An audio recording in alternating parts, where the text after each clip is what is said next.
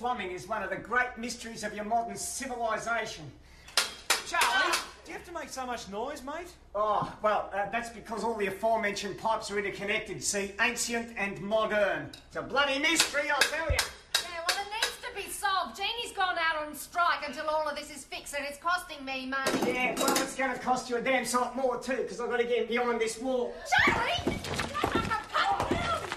Charlie! Oh, yeah. Bunch of fluffy ducks, thanks, mate. No problem.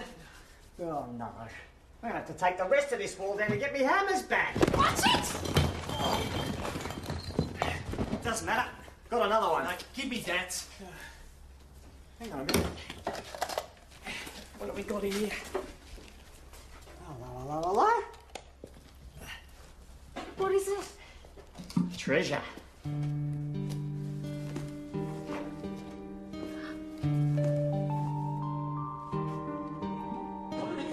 What's going on here? Raising money for the kindergarten. She baked most of it herself, bless her. I don't know where we'd be without her. Hey! Aaron, this is just beautiful. It's some kind of journal. I mean, the mildew's got to a bit of it, but you can still read it. And look at the handwriting. It's just gorgeous. A copper plate, the handwriting? Yeah, I think so. Wouldn't mind showing it to a few kids these days. You know, they just don't teach proper penmanship anymore. It's so old-fashioned. Thank you very much. All right. Imperial. Jeannie. I must be in love. So you're coming back, are you? I have never Yes. felt such tremulousness. You know, it's only a few specks of rust in the water. It is not a typhoid epidemic, for God's sake. Rhymes even. Jeannie! God, that woman is more trouble than she's worth. Honestly. A little bit faded, but it's a nice book. Enjoy. Thank you. See you, ladies. Oh, my God. Adam? What? Look at this. Hang on, I'll go back. There was nothing else to be done. I was heartbroken. I picked up the poker from the fire and struck him forcefully on the back of the head. God forgive me, I killed him. I killed the man I loved.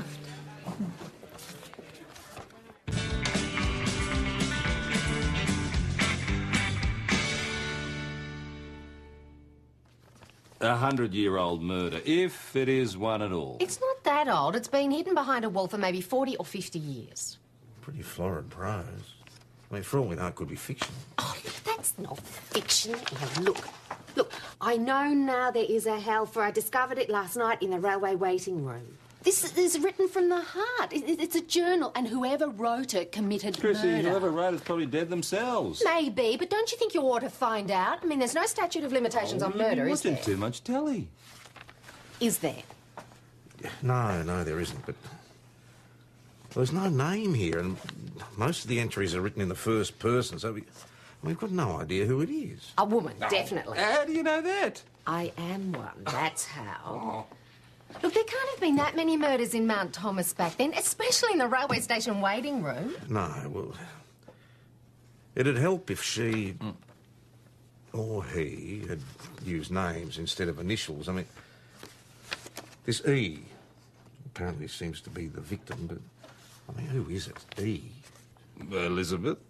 Edward, Egbert, whatever. It's a man. It's a love story. It's a love story that goes wrong and ends up in murder. Well, it reads like a historical romance, yeah? Not that I've ever read one. Look, are you going to investigate this or not? I'll look at it more closely and then make a decision after I've been through this lot with PJ. I'm sorry, Chris, but we do have a few contemporary crimes to deal with. All right. I'll find out how it got into my cellar in the first place. Oh, hi, do you need a lift? So the boss wouldn't do anything about it. He was absolutely pathetic, but I'm not that easy to fob off, I can tell you. Hey, do you know we have to deliver a summons at the junction? I can talk to Brian Neal. Dash. No, that's the nerdy railway yard guy. He always I knows know who everything he that goes is. on at the station. Whatever you can find out will be great. I'll go and get your lunches, provided the rest of my staff haven't gone out in sympathy. The boss is going to chuck a fit. No, you see, because we've got to do those vandalism cases, right? So while we're there, we can make an unofficial inquiry. And get an unofficial reprimand. No, thank you. Here I've we been there, go. done that. I promised Tommy some lammies. Oh, thanks. We've ordered lunch, though. Lamingtons aren't lunch, they're a treat. And I promised Tommy $6. 40 metres are 50 mil, Cheryl, not 50 metres are 40 mil. Yeah, well, I have to shout to be heard over you, don't I? Forget it. I'll go down myself. Hey, do you want to buy some lamingtons? Poison a couple. I'll take them home for the minister. Here's the lunches. Charlie, where are you going? Out. And I might be some time. Charlie, you get back here. Tradesmen. Law unto themselves. Scratch marks is 2 words. So, they didn't actually break in this time? Well, not actually in, no. But this whole place is historically valuable. I mean, we've just done it up. It's our locomotive heritage. Yes, I know. Look, we're going to keep asking around. Isn't it amazing how railway yards seem to attract so much crime?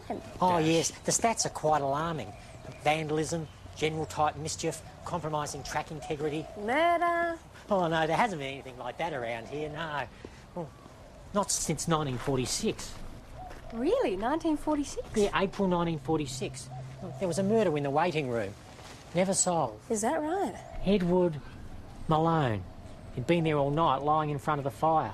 We had open fireplaces then. Well, that was before they were phased out later. How did he actually die, this Edward Malone? He was beaten to death, if I recall. I never found out who did it. The case was jinxed, you see. What do you mean, jinxed? Well...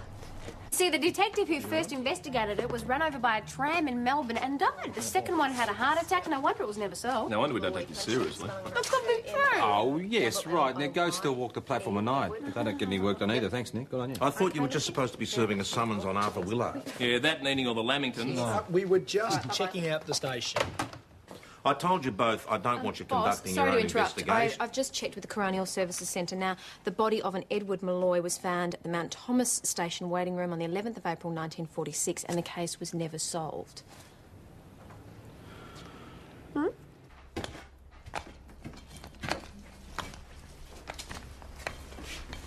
Looking for something? Oh, for God's sake, Dash, don't sneak up on people like that.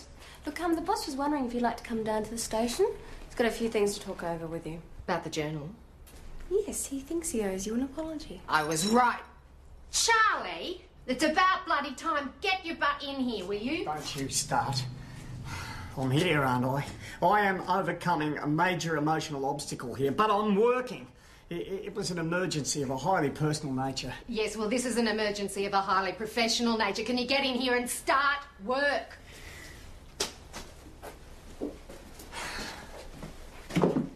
Oh. The minister's cuckolding me. Betraying the marital trust. The minister? Yeah. Really? Yeah, she's making the beast with 2 backs. With a colleague, no less. I mean, I can't even show me face down at the plumbing supplies now. It's a professional and personal debacle. A bloody killer. Must be the curse. What curse? I don't know anything about a curse, but there was a murder at the railway station in 1946. Melbourne man by the name of Edward Malloy, beaten to death. See? So have you got any idea how the journal came to be in your cellar? No, but presumably whoever hid it there thought their secret would be safe forever. Well, it almost worked. It would have too if you hadn't got Charlie in to do the plumbing. How old's that part of the pub? Oh, that part only dates back to the 1950s because it was damaged in the fires, of course. A whole lot of people sheltered from the fires down in the cellar. The diary must have been hidden then. Any idea who? No, but it might read a mention in the local papers of the time. I could check out the library. We're if you like. always very happy to receive assistance from the public, Chris, but Are just you? leave this to us for now. We'll let you know if you can be of any Are more you sure? help. Yes, You know, quite it's no sure. trouble. Thank you. Thank you very Oh, much. boss, we've got a few more of the pages unstuck. Did you find a name? Yeah, no, well, there's mention of an uncle who was B. the B, and then the father, who was J. Now, they talk about church outings and a shop. E visits father... That is the aunt. The aunt E visits father at the haberdashery. What else have we got? Oh, look, forget what I said. Chris, it's probably fiction, Chris. just as PJ said. Give it Chris, to me, this Tom, is no longer please. your property. I found It's it in my evidence cellar. in a murder inquiry which you instigated. Oh, who wrote it? Winifred Starling. Whole life.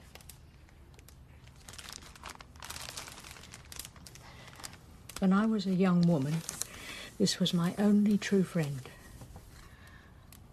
The only one I could really talk to. Miss Starling, did you kill Edward Malloy?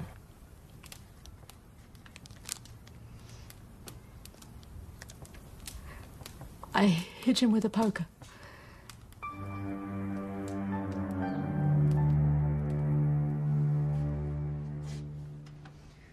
What happened? It's in the journal. Well, yes, but we need to know how and why. You see, most of it is illegible.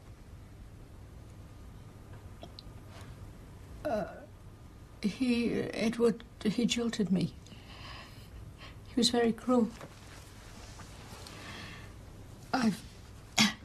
We had an argument. I followed him to the station and... Intending to kill him? Oh, swear. I just lost my temper and I hit him and I panicked. And I couldn't wake him up. So what did you do? I ran home. I never told anyone. Except the journal. Kept it since I was a girl. I was a lonely child, you see. You had a brother, though, didn't you? We were never very close and Father was strict.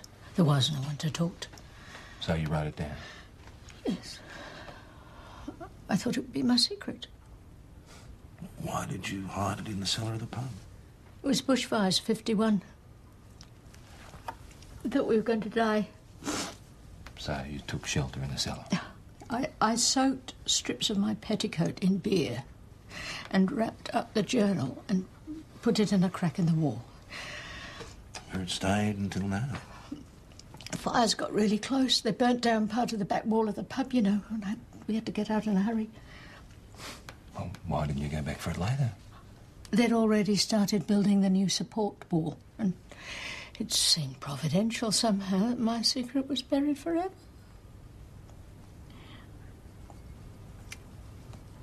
It's a relief, really. I've spent years with it. Here. You've been trying to atone for it ever since, Winifred. All the Christian acts in the world can't make up for murder, can they? Look, it's an open and shut case. We've got a verbal and a written confession. I've got to get on to homicide. I know you do, but we're talking about 40 years ago. There's no statute We're also of talking limitation. about a woman who's lived an exemplary life for every one of those 40 years. She has crucified herself over this one mistake. Boss, that makes no difference. You know that as well as I do. Can't you at least wait for the coroner's report to get here? Maggie, she's confessed. Hey, why don't Adam and I go and see what else we can find out? I bet you that Brian guy knows a bit more. Not him. He's got to be the most boring All bloke right. alive. You do what you have to do, PJ. Boss, we can use that discretion here, can't we? I mean, she does so much good work, but maybe it's not in the community's interest to charge her. I'm not looking at charging her yet. I want to talk to the Office of Public Prosecutions first. All right, you do that and I'll get on to homicide. 40 years is a long time. I'm just doing my job, Max. She loved him. She hit him with a fire poker. Well, if you jilted me, I might do the same. Look, can we just give her a break? How? Well, let me talk to her. There might be something I can find out that'll help her. What? Please.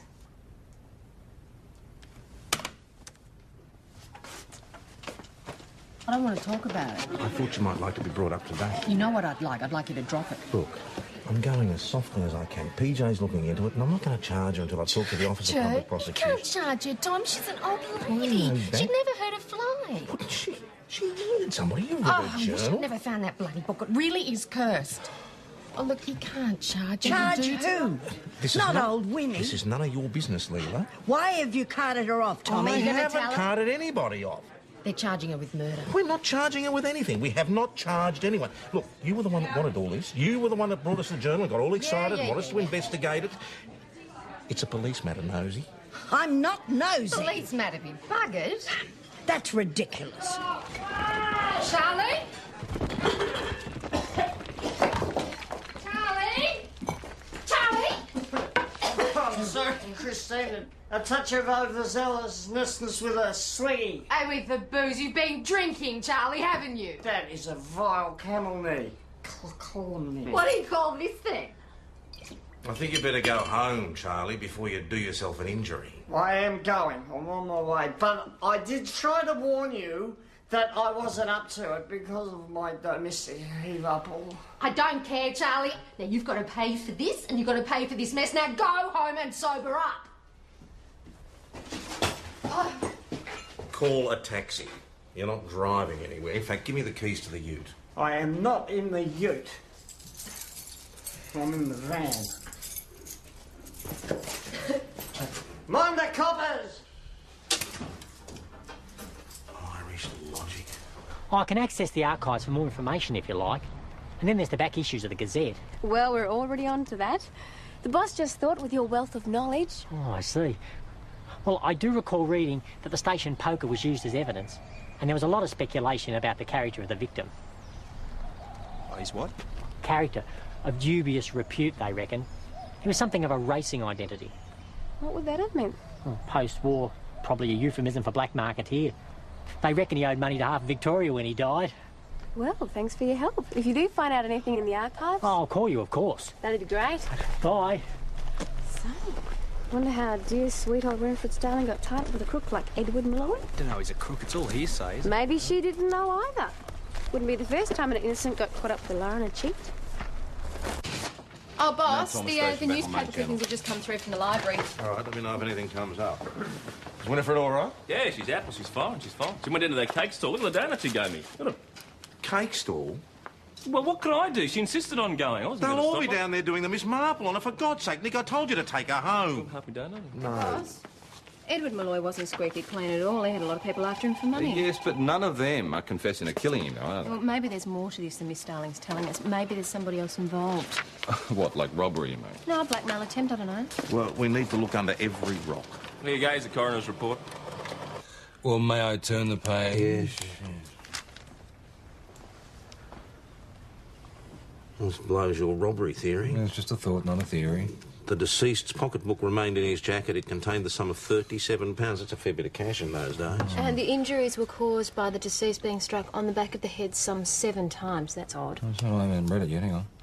And the victim was rendered unconscious by the first blow, and that the latter blows certainly resulted in death. The papers said it was a violent attack. This report supports that. Now, I can't see Winifred Starling whacking anybody over the head 7 times, can you? So what did she say? She swears she only hit him once. Well, then somebody else has to be involved. Unless she's still lying, eh? Yes, well, we need to find out more about what actually went on with this Malloy bloke. Yeah, so what is the definition of being jilted? Doesn't it mean being left at the altar or something? Oh, being unfaithful? Breaking an engagement. First thing tomorrow, we check the newspapers to see if there was supposed to be a wedding or something. I mean, there is definitely something she's not telling us. Here we go. Kitchen's still out of action, so there's no chips you can blame. Me? What did I do? You got me involved in this whole Winifred Starling No, I thing. didn't. You So got Charlie's us now involved. giving me the run of it. Anyone who gives Charlie Clark a job deserves bad luck. Well, it was all right until you lot got involved, and now the kitchen's out of action, and it's Lamington's Must be the curse. until further notice. It might be. Anyway, it's $8. I'll put it on the tab. $8? Oh, they gold-plated. I think I've had enough of desiccated coconut. Mount Thomas Police Sergeant. Anything? No, there's nothing in the earlier papers, nothing in church records. This is crazy, eh? I mean, we've got a confession and we're trying to disprove it. It doesn't make sense. I mean, why admit to hitting him but lie about the number of times? Well, maybe she thought that bashing someone's head in wasn't ladylike. We could try a female perspective. A female perspective. On the book, read between the lines. It takes one to know one. Would you agree? I agree with that, then. Cheers. Hello. Oh, it was Frank Wade. He's just complaining about a big stoush at Charlie Clark's place last night. Broken glasses, chairs, screaming, the lot. Well, Charlie wasn't at the pub this morning either.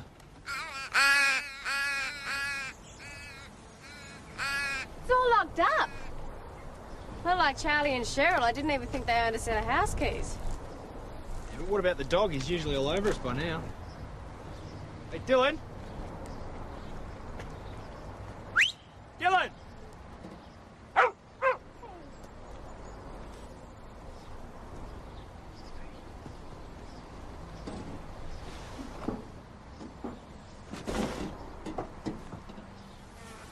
Is he all right?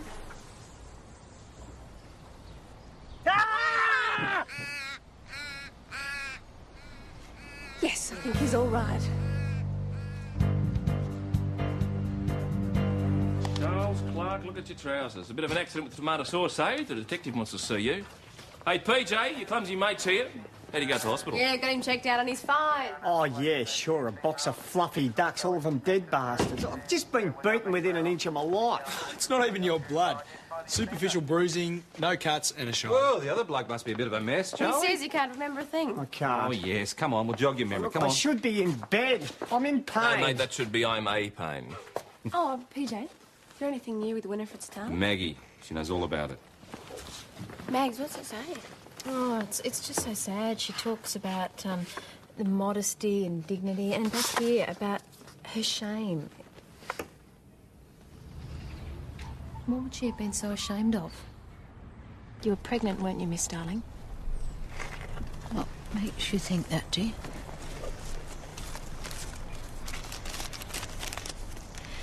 But to whom can I speak of my sins?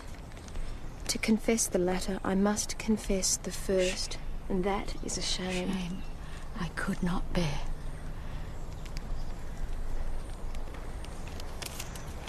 Miss Darling, I'd like to help you, but you'll have to tell me. I don't want any help, dear. You're going to go to prison for what I've done. All the good deeds, all the cake stalls and the fundraisers and the library stalls, none of it was paid for his life. And wasn't there anybody you could ever talk to? Nobody. Innocent. Poor and plain. Little spinster, Winifred Starling. It was Edward's child, wasn't it? How many months were you? 4 months. It wasn't like today. It was a very shameful thing to be unmarried. What did he say when you told him? Laughed. He said that I would have to sort it out myself. He meant he'd feel the baby. And he turned his back and laughed. I just hit him. Do you know how many times you hit him? Oh, I loved him. And he laughed at me. I don't know.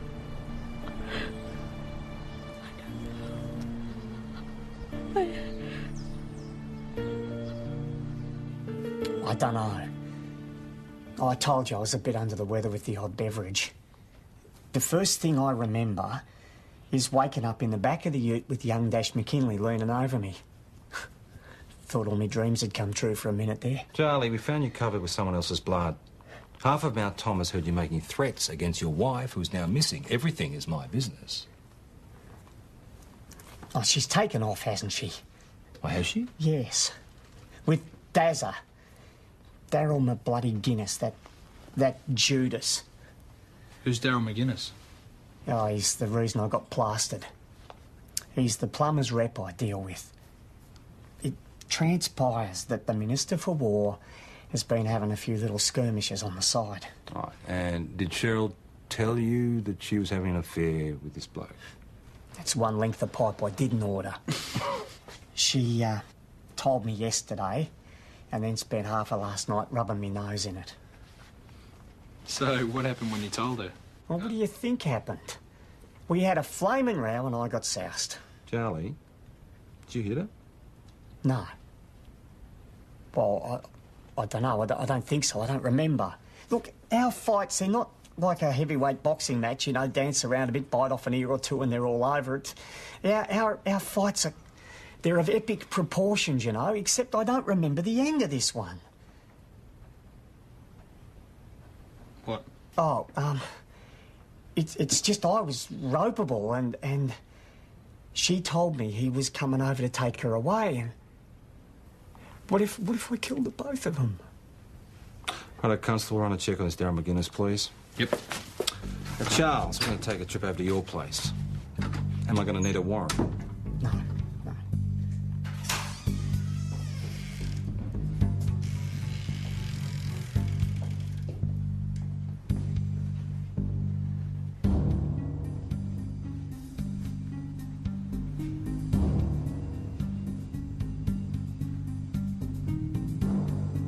Don't touch anything, thanks, Charles.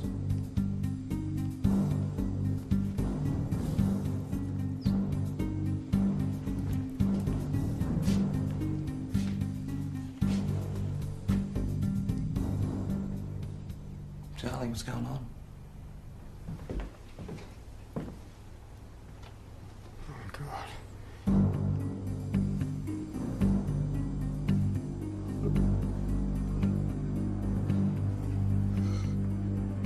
And she doesn't know how many times she hit him. No, she's really upset. She couldn't be specific. Oh, thanks, Doyle. Well done. So what do we do now? Do we slap the cuffs on her? Where is she? Well, she's finished her library rounds and she's gone back to the pub to clear up the women's league stuff. Well, what happens now is you keep going with these, and Doyle, you and Schultz had better go and pick up Winifred. Oh, boss. Look, I can only use my discretion up to a point. We know she did it, and now, thanks to Doyle, we know she lied about why she did it. Look, she's admitted to hitting him. She has to be charged with murder.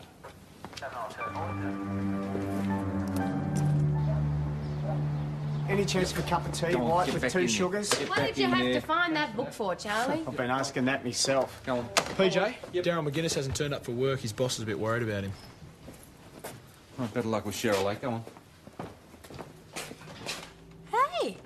Hey, have a look at that. The picture. Mayor's cricket match. Miss Winifred Starling and Miss Letitia Bloy. Well, maybe if they go back that far, Letitia can tell us something. Letitia? Yeah, Letitia. And if you tell anybody, I'll have your guts for a garter belt. Sorry, Leela. So, you were friends with Winifred Starling in the 40s? Oh, not really. Her family was a bit stuck up, so they kept their distance from the rest of us. Thought they were better than we were. Yeah, but what about now? You're friends now. Well, not really that close. She's a bit of a loner. Maybe she's a bit embarrassed. Why? Oh, you know, secrets, skeletons in the cupboard. Yes, we know. We know about them. The baby. Yeah. Do you know what they did when they found out? Her parents. I was sent away to my aunt's to have the child. It was supposed to be a secret. But I think people knew. What happened after you'd had the baby? I was packed off home as soon as I was strong enough. And the baby? Nobody'd ever tell me anything about him. I never saw him again. Why do you need to know all this? We're looking for people who can support your story. Constable McKinley's gone out to your aunt's farm already. So people did know. I haven't spoken to that side of the family for over 40 years, not since they told me about my boy dying.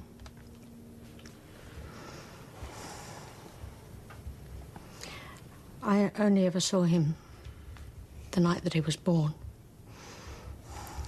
He was so beautiful. James. I called him James. How did he die? She wouldn't even tell me. Said the whole mess was best forgotten. Mess. Are there any other relatives? I don't know. It's been over 40 years. Perhaps I'm meant to see this out by myself. That must be my punishment. Miss Darling, what's your aunt's name? Ethel McAteer. She was a tough old bird. Was? Yes, she died about 6 months ago. Oh, wonderful. Oh, I'm sorry I can't be more help to you. No, that's right. She didn't have any relatives at all, did she? Not that I know of. She was a widow. One of her sons was killed in Vietnam and the other one died in his teens, I think. No regular visitors? Only one. Well, you can't remember their name, can you? No, sorry. I do recall that he always used to come with gifts. I suppose that's why I remember him, because he never turned up empty-handed. Like, flowers, chocolates? No, gifts. Knickknacks, ornaments, that sort of thing. Some of them were genuine antiques. About 6 foot, balding with short brown hair and a beard, but she's not sure. She thinks he might have wore glasses, and she kind of thinks he's from St. David's, but she's not sure. Oh, well, it's a start, I suppose. Is this personal, is it? I beg your pardon? First, you do your absolute best to upset and worry me over a so-called murder that should have been laid to rest years ago. But now you arrest my plumber.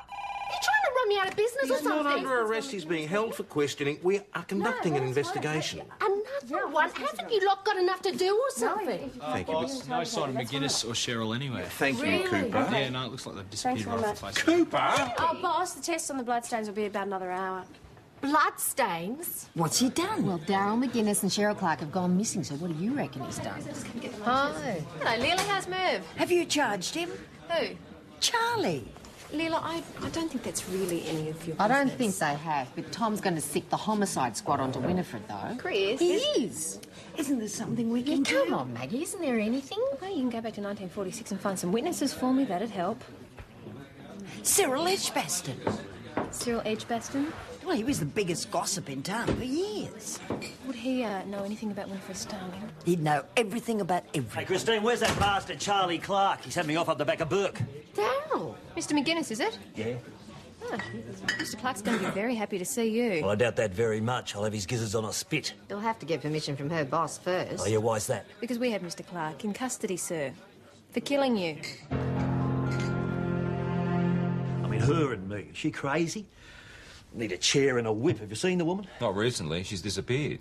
Look, I haven't been near Cheryl bloody Clark. I'm scared stiff of her. You've had no relationship with her? No. You got no idea where she is? No. When was the last time you spoke to her? Yesterday, Arvo. Now, she ordered some PVC piping from me and arranged for me to take it way up past Widgery today to deliver the bloody stuff. Oh, yeah, who to?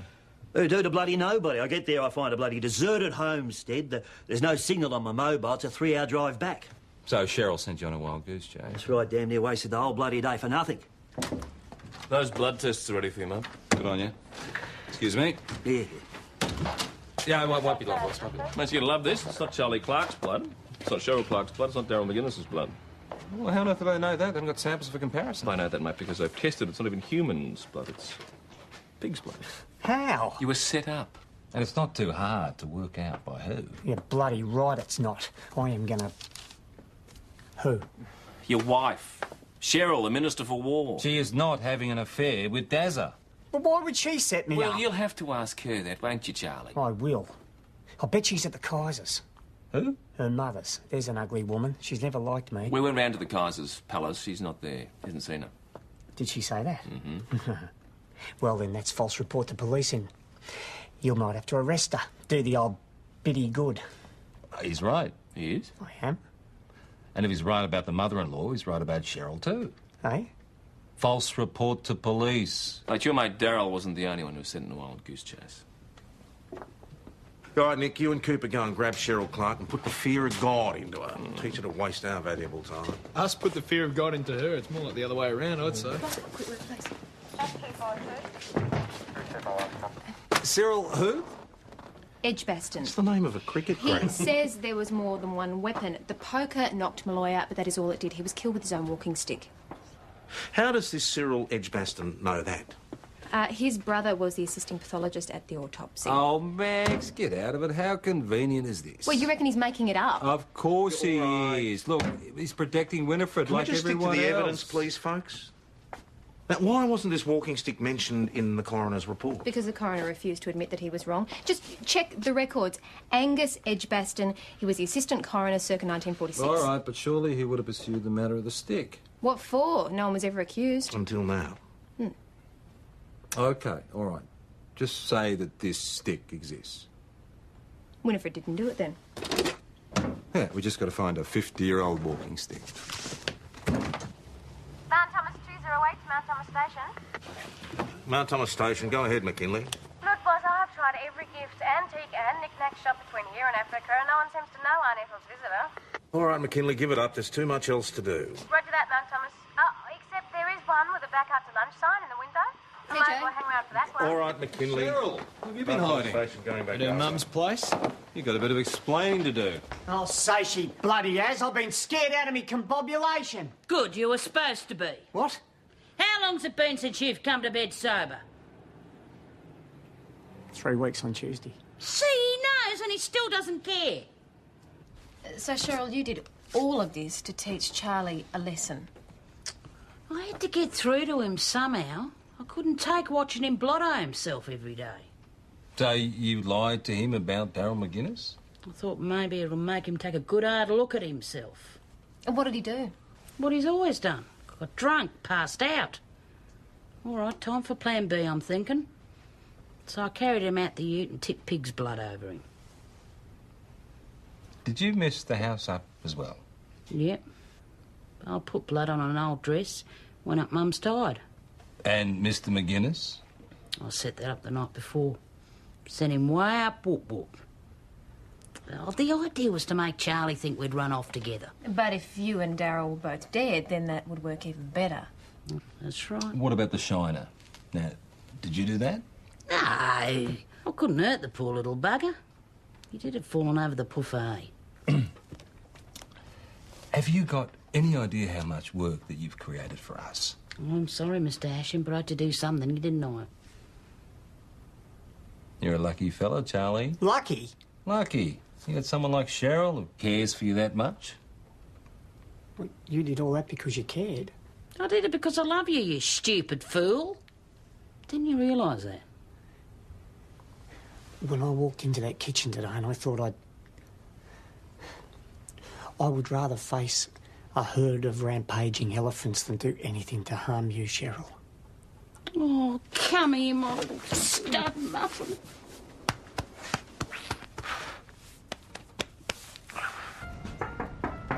Oh, sorry to bother you. Just wondering if you could help me. I'm looking for a middle-aged man, about 6 foot, with short brown hair, a little bit of balding, possibly with glasses and a beard. Ethel used to say that my real mother abandoned me and that she was dead. Just before she died herself, Ethel told me that that wasn't true. But she wouldn't tell me my mother's name. Did she ever say why? Oh. She said the whole thing had been a terrible scandal and it was best if it died with her. Mr. Wilson. James, if I may. Did your aunt ever mention anything about a death in a railway station in 1946? Uncle Bill used to tell the story after he'd had a few nips every couple of years. Oh, we've heard it all before, Bill, Ethel would say. Was there ever any mention of a walking stick in the story? No, but Bill's brother Jack had a stick, though. Took it everywhere with him. He used to whisper to it. He was very strange about it. I don't suppose you know if anyone's still got that stick. Sorry, no idea. Would you excuse us, please, Mr. Wilson? I know where to look. Is it? It was Jack's, my father's. He insisted I have it just before he passed away. Well, thank you very much, Miss Starling. Now, we'd like to ask if you'd come back down to the station with us. There's somebody that we'd like you to meet. Come on through. Nearly there, Mr. Wilson. Okay. Winifred Starling, James Wilson. Hello. Mr. Wilson, is this the walking stick that you described to Detective Hasham? Well, yeah, yes, I think it is. The stick belonging to old Jack? Yes, I'm sure it is. Jack? Jack Starling, Winifred. Your father? His grandfather. This gentleman's name is Wilson because Ethel McAteer changed it. Originally, it was Starling. James Starling. He's your son. James? My James? No, he's dead. Miss Starling, you were lied to. You both were. You were each told that the other had died. Truly. This is that baby that was taken away from you.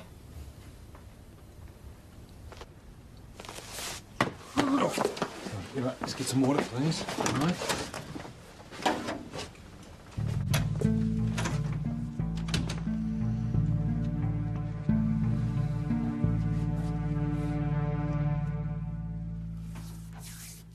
There was a discrepancy with the coroner's report. Apparently, there were two weapons. The blow that you struck him with the poker didn't kill him, it only knocked him out. Oh, it was in the papers the next day. He was dead. No, Winifred, somebody else did that. No, I did it. No, I don't think so. The majority of blows were struck with this. You think my grandfather committed the murder? Yes, I do. Winifred, is it possible that your father followed you to the station that night? He could have. And Jack was even angrier with Malloy than you were. After you'd gone, leaving him unconscious, your father really laid into him with this. Are you saying You that I didn't kill them? Edward. Your father did. You all right? Perhaps you better sit down.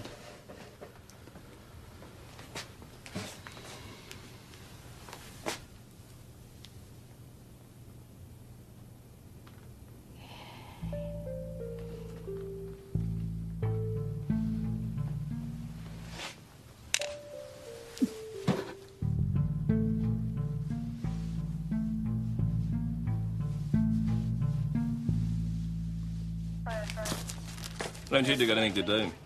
Oh, this fax just came in from the OPP. They want us to drop the case against Winifred Starling. Good. File it, will you? Not in the bin. Give it to me. Chris. Oh, really? Now, why are we not charging Cheryl? Because the boss is a nice, gentle, caring copper, and because Cheryl will punch his lights out if he agreed to.